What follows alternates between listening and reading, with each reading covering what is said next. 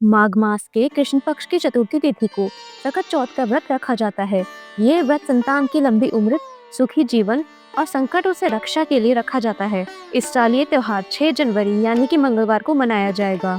सकट चौथ को तिलकुटा चौथ, संकष्टी चतुर्थी और माही चौथ भी कहा जाता है। यह व्रत संतान की लंबी आयु, उत्तम स्वास्थ्य और सुख समृद्धि के लिए रखा जाता है। हिंदू पंचांग के अनुसार इस साल माघ मास की कृष्ण पक्ष की चतुर्थी तिथि 6 जनवरी को सुबह 8:01 पे शुरू होगी। फिर अगले दिन 7 जनवरी की सुबह 6:52 तक चलेगी। ऐसे में सकट चौथ का व्रत पूजन 6 जनवरी यानी कि मंगलवार को ही मान्य है। तो आइए जानते हैं व्रत पूजा की विधि। ब्रह्म मुहूर्त में उठकर स्नान करें, स्वच्छ कपड़े पहने, पूजा स्थल पर गणेश जी की प्रतिमा या चित्र स्थापित करें, भगवान के आगे व्रत का संकल्प लें, गणेश जी को ध्रुवा, अक्षत, तिल, फूल, हल्दी आदि अर्पित करें, भगवान को तिल के लड्डुओं का भोग लगाएं। दिन भर व्रत रख के भगवान गणेश का स्मरण करते हैं। तो आइए अब हम सकट चौथ की कथा का श्रवण करते हैं। एक शहर में देवरानी जेठानी रहते थे। देवरानी गरीब थी और जेठानी अमीर थी। देवरानी हमेशा गणेश जी का पूजन और व्रत करती थी। वह जेठानी के घर पर काम करती थी और जो कुछ बचता था वह घर लेकर जाती थी। देवरानी का पति जंगल से लकड़ी काटकर बेचता था। माघ महीने में सकट चौथ गणेश जी का व्रत आया। देवरानी ने रखा। उसके पास पैसे नहीं थे, इसलिए उसने तिल व गुड़ लाकर तिलकुटा बनाया। पूजा करके सकट चौथ की कथा सुनी और जेठानी के यहाँ काम करने चली गई। सोचा शाम को चंद्र को अर्घ्य देकर जेठानी के यहाँ से लाया खाना और तिलकुटा खाएगी। जेठानी के यहाँ पहुंचकर खाना बनाकर जेठानी के बच्चों को खाना खाने को कहा तो बच्चे बोले, माँ ने व्रत किया है और माँ भूखी है, जब माँ खाना खाएगी तब हम खाना खाएंगे।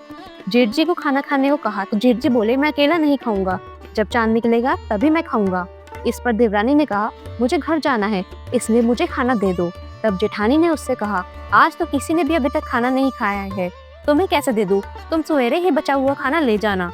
जेठानी की ये बात सुनकर देवरानी उदास होकर घर चली आई। देवरानी के घर पर पति, बच्चे सब आस लगाए बैठे थे कि आज तो त्योहार है, इसलिए कुछ अच्छा खाने को मिलेगा। लेकिन जब बच्चों को पता चला कि आज तो रोटी भी नहीं मिलेगी तो बच्चे रोने लगे।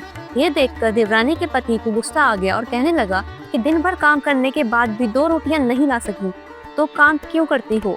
पति ने गुस्से में आकर पत्नी को कपड़े धोने के धोने से पीटा। धोबना हाथ से छूट गया तो पाटे से मारा। वो बेचारी गणेश जी को याद करती हुए रोते हुए पानी पीकर सो गई। उस दिन गणेश जी देवरानी के सपने में आए और कहने लगे, धूप ने मारी, पाटे मारी, सो रही है या जाग रही है? वह बोली, कुछ सो रहे हैं, कुछ जाग रहे हैं। तब गणेश जी बोले, भूख लगी है, खाने के लिए कुछ दे। देवरानी बोली, क्या दूं? मेरे घर पे तो अन्न का एक दाना भी नहीं है। जेठानी बचा हुआ खाना देती थी, आज वो भी नहीं मिला। देवरानी ने आगे कहा कि पूजा का बचा हुआ तिलकुटा छीके में पड़ा है, वही खा लो। गणेश जी ने तिलकुट खाया और उसके बाद कहने लगे, धूप ने मारी, पाटे मारी, निमटाई लगी है, कहाँ निमटे?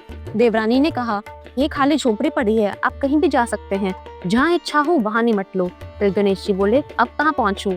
अब देवरानी को बहुत गुस्सा आया कि उन्हें कब से परेशान किए जा रहे हैं। सो बोली, मेरे सर पर पहुँचो, और कहाँ? देवरानी जब सुबह उठी तो ये देखकर हैरान रह गई कि पूरा घर हीरे और मोतियों से जगमगा उठा है। सर पर जहाँ भगवान पहुँचनी कर कर गए थे वहाँ हीरे के टीके और बिंदी जगमगा रहे थे। और उस दिन देवरानी जेठानी के घर काम करने नहीं गई। जेठानी ने कुछ वक्त तो राह देखी, फिर बच्चों को देवरानी को बुलाने भेज दिया। जेठानी ने सोचा कल खाना नहीं दिया, इसलिए शायद देवरानी बुरा मान गई होगी। बच्चे बुलाने गए और बोले, चाची चाची चलो, माँ ने बुलाया है, सारा काम पड़ा है। देवरानी ने कहा, बेटा बहुत दिन तेरी माँ के यहाँ काम कर लिया, अब तुम अपनी माँ को ही मेरे यहाँ काम करने भेज दो। बच्चों ने घर जाकर माँ से कहा कि चाची का पूरा घर हीरे और मोतियों से जगमगा उठा है। जेठानी दौड़कर देवरानी के पास आई और पूछा कि ये सब कैसे हो गया। देवरानी ने उसके साथ जो कुछ भी हुआ वह सब बता दिया। घर लौटकर जेठानी ने कुछ सोचा और अपने पति से कहने लगी, आप मुझे धोबने और पाटे से मारो। उसका पति बोला कि भली मानस, मैंने तुम पर कभी हाथ भी नहीं उठाया, मैं तुम्हें धोबने और पाटे से कैसे मार सकता हूँ? वह नहीं मानी और जिद करने लगी। मजबूरन पति को उसे मारना पड़ा। मार खाने के बाद उसने ढेर सारा घी डालकर चूरमा बनाया और छीके में रख सो गई।